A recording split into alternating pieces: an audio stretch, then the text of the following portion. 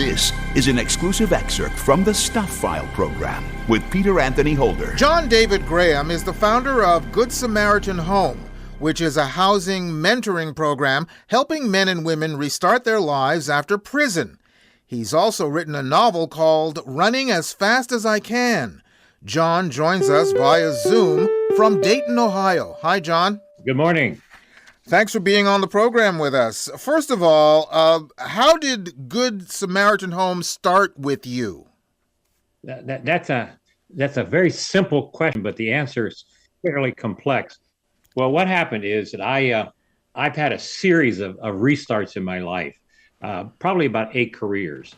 I just couldn't find my niche, and I was at 53 years old, and I didn't know where I fit. Most people were talking about retirement, and I felt like there was still something I could do. So my wife and I decided to do what we considered our passion, was to help those people who came to our door, homeless people, but had nowhere to go. So what I did was we bought the oldest house in town, and then we remodeled it and used one of our bedrooms as a temporary homeless shelter. Now, that was very difficult, obviously. So we expanded it, but over the next year, we were able to buy an old house next door, and we started a shelter. And we were getting people off the street temporarily. But what happened was the Department of Correction came to us and said, could you take some of our people coming out of prison who are homeless? And we contracted with the Department of Correction, and we offer what we call mentoring for people coming out of prison. It's not a counseling program. It's not a rehabilitation program, but it's simply connecting with people with their most immediate need. And that's housing and a safe place. And one house grew to 2 houses and 3 houses. And now we have 19 houses and 10 staff members. And we've been able to help almost 2,500 men and women coming from prison. Wow. Now, I understand that you at one point were homeless yourself, and I'm just curious to know, what was the situation that led to your homelessness, and how did you get out of it? Well, like I say, I had been through a series of jobs. They were good jobs, but I just didn't fit in. And so I had been a fireman at one point, which is an ideal job for many, but I wasn't satisfied with it, so I quit. I ended up living in my truck, and I was going to travel across the country and write that novel that I had in the back of my head. And I was sitting in the back of the truck with a Royal typewriter, if you remember those. Absolutely. And I realized I had nothing to say, and it was October. It was in Michigan. It was getting cold. And I realized that my most immediate need was finding a place to park my truck for the night because I had nowhere to sleep. And then they repossessed my truck. And that is when I met my wife. And she had a house and a job. And she helped me turn my life around. And over the years, there were still a series of job restarts because I couldn't find my place. And my point was that I know how vulnerable people can be, what we consider middle-class people, because of circumstances. And the idea of what's the weather like outside? Where am I going to sleep tonight? That can be a consuming thought. And with the homeless, that's all they can think about is that, where am I going to sleep tonight? I even had one guy come to me at the door whose feet were nearly frostbit because he was without shoes in the winter walking the streets. And we had to take him to the hospital first. So every time I see somebody coming from prison, I've never been to prison, but I've been homeless. And I know what it's like to say, where am I going to sleep tonight? And how can you think about a job when you don't even know where you're going to be that night? And that to me is the probably the most basic need we all have: shelter and then food. And we try to provide both as much as we can. Well, it sounds like you're providing a third essential need, and that is the fact that when people come out of prison or when people are ostracized just generally, no one wants anything to do with them, and you just reaching out and showing a helping hand probably goes a long way to their mental health. Interesting you should say that, because one of the chapters in my novel, it's fictional, but it's based on a lot of true things. And Daniel Robbins is his name, and he's in San Francisco, and he's a middle class boy, and educated, but he was homeless because he was uh, beaten up on the streets of San Francisco and robbed. And so he's wandering the streets trying to panhandle just to get some money for food. And for a week or 2 weeks and 3 weeks, he's struggling to survive. And he says that nobody sees me. I'm invisible to them.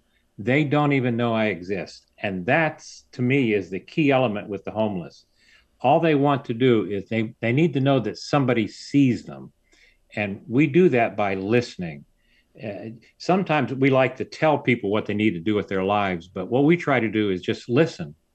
And often people can come to the right answers simply by letting them talk and then just giving them what I would consider suggestions for directions.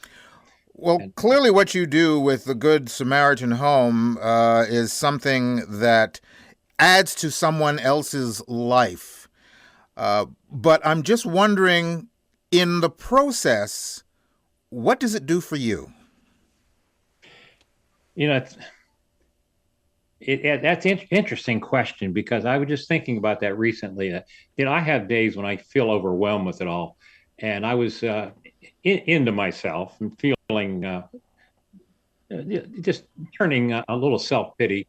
So what I did was I had to move a refrigerator, and it bothered me because I had to do that.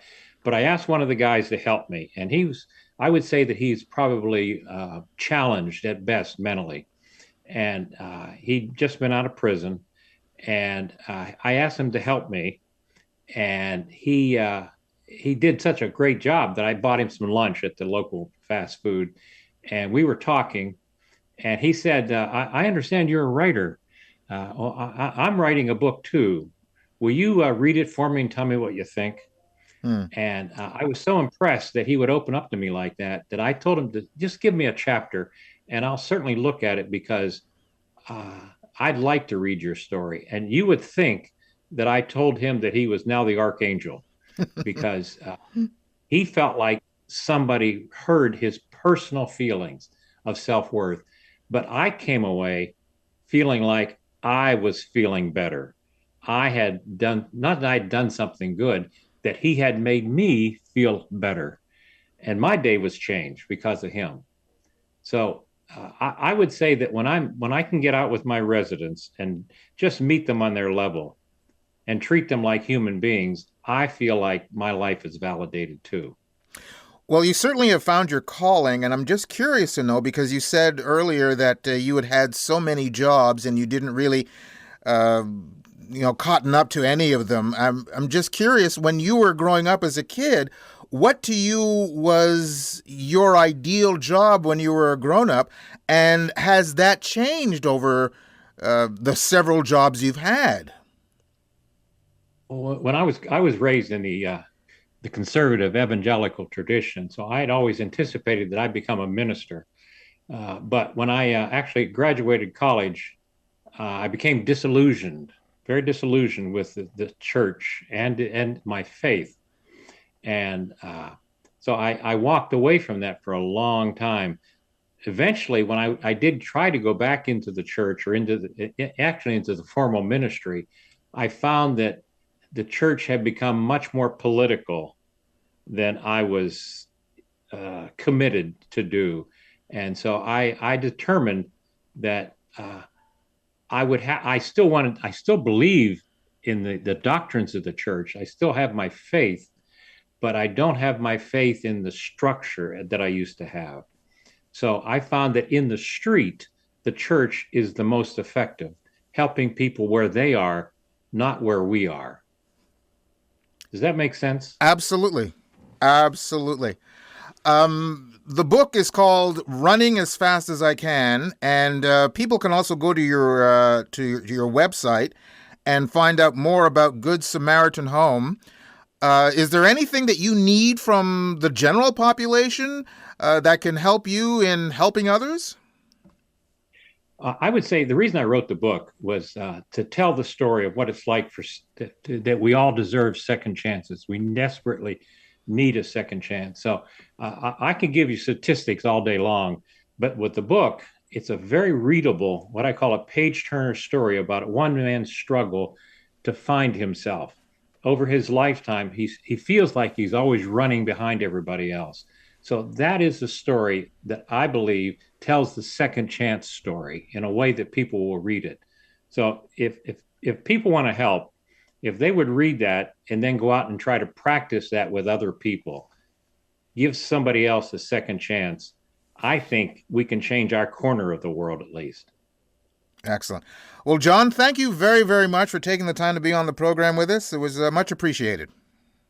I very much enjoyed it. Thank you so much, Peter. John David Graham, founder of Good Samaritan Home and the author of the novel Running as Fast as I Can. You can go to our website at thestufffile.com to the page for this show, which is show number 0784, and you'll find links to John's site, plus links to either Amazon.com or Amazon.ca, where you can order his book directly. You've just heard an exclusive excerpt from the Stuph File program with Peter Anthony Holder. To hear any or all of the full hour-long shows, visit thestufffile.com.